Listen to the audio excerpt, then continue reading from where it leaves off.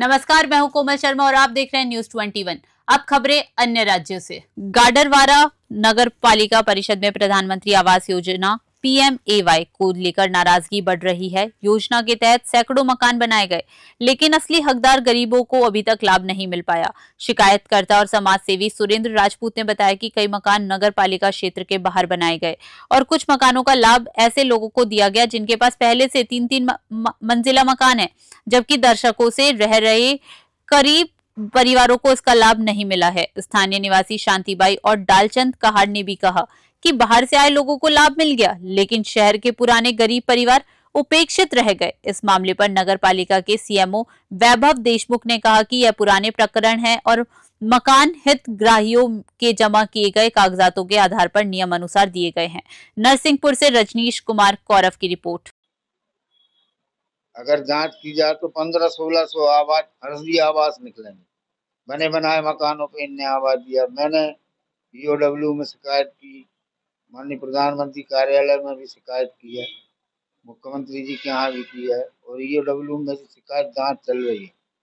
उसमें नगर पालिका अधिकारियों को EOW अधिकारी DSP मुकेश खम्परिया जी ने आवास योजना की फाइलें आप देखें, उसमें कुछ नहीं है।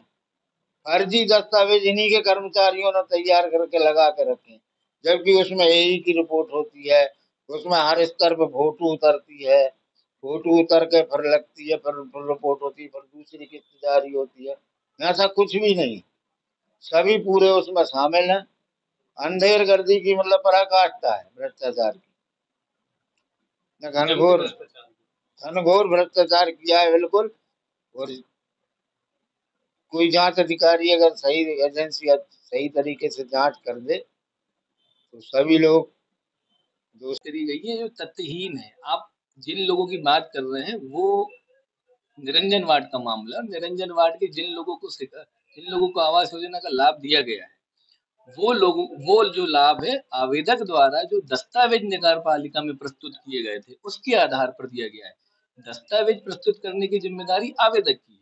आवेदक अपने दस्तावेजों के साथ एक अंडरटेकिंग प्रस्तुत करता है कि मैं इस नगर का वासी हूँ, मैं इस वार्ड का वासी हूँ, मैं इस शहर का वासी हूँ। तो उसके द्वारा जो दस्तावेज प्रस्तुत किए जाते हैं उसके आधार पर ही लाभ दिया गया है।